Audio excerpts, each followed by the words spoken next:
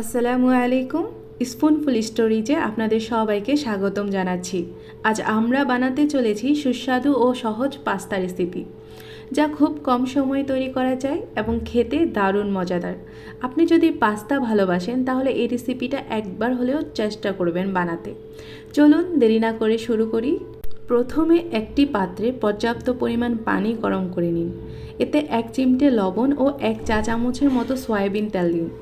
এরপর পাস্তা দিয়ে ভালো করে সিদ্ধ করুন। পাস্তা সিদ্ধ হতে 8 থেকে 10 মিনিটের মতো সময় লাগবে। সিদ্ধ হয়ে গেলে ছেঁকে ঠান্ডা পানিতে ধুয়ে রাখুন, যাতে এটি বেশি নরম না হয়ে যায়। পাস্তা বানানোর জন্য আমি এখানে নিয়েছি 2টো টমেটো কুচি করে, পেঁয়াজ কুচি করে, আর রসুন 3 থেকে 4 টুকরো কুচি করে, আর 2 থেকে 3টা কাঁচামরিচ কুচি করে নিচ্ছি। প্যাকেটের সাথে আমি 2টো মশলা পেয়েছিলাম, আর আমি 2টো ডিম এখানে অ্যাড করব। চলেন রান্নাটা শুরু করে ফেলি।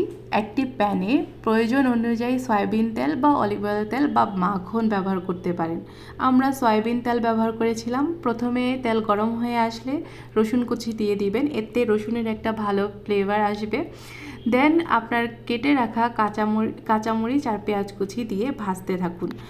পেঁয়াজ কুচি ভাজা হয়ে এলে কেটে রাখা টমেটো কুচিগুলো দিয়ে দিচ্ছি। টমেটো কুচি দেওয়ার পর ভালো করে নাড়ুন। 2 থেকে 3 মিনিট নাড়াচাড়া করার পর পরিমাণ অনুযায়ী লবণ দিন।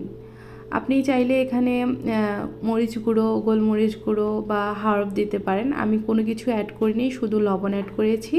সো লবণ দেওয়ার পর টমেটোটা একটু পানি ছেড়ে দিবে। টমেটো ভাজা ভাজা হয়ে আসা পর্যন্ত অপেক্ষা করুন।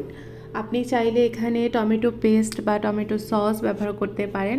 আর এই পর্যায়ে আপনি যদি ঝাল খেতে চান তাহলে লাল মরিচের গুঁড়ো, গোলমরিচের গুঁড়ো ব্যবহার করতে পারেন। আমি এখানে কোনো কিছু মশলা দিইনি, শুধু লবণ দিয়েছি।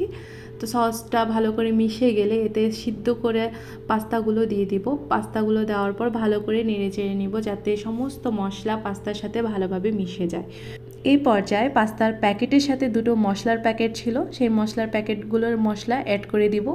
দেন ভালো করে নাড়াচাড়া করে ডিম অ্যাড করব। তো ডিমটা আমি কি করেছি, জাস্ট লবণ দিয়ে ভালো করে ভেজে ঝুরঝুরে করে নিয়েছি এবং এটা পাস্তার মধ্যে অ্যাড করে দিচ্ছি। এবং লাস্টে আপনি চাইলে চিজ অ্যাড করতে পারেন বা একদম গার্নিশনের সময় ধনেপাতা দিতে পারেন। আমি এগুলো কিছুই অ্যাড করিনি, জাস্ট প্লেটিং করে সবাইকে খেতে দিয়ে দিয়েছিলাম। তো আমাদের সুস্বাদু পাস্তা একদম তৈরি। দেখতেই কত মজাদার লাগছে। আপনারা অবশ্যই বাসায় একবার ট্রাই করবেন এবং কেমন লাগলো তা কমেন্টে জানাবেন। ভিডিওটি ভালো লাগলে লাইক দিন, কমেন্ট করুন, আর আমাদের চ্যানেলটি সাবস্ক্রাইব করতে কিন্তু ভুলবেন না। নতুন নতুন রেসিপির আপডেট পেতে পাশে থাকা বেল আইকনটিও প্রেস করে রাখুন। পরবর্তী ভিডিওতে আবার দেখা হবে। ততদিন সুস্থ থাকুন, ভালো থাকুন আর মজাদার খাবার উপভোগ করুন। আল্লাহ হাফেজ।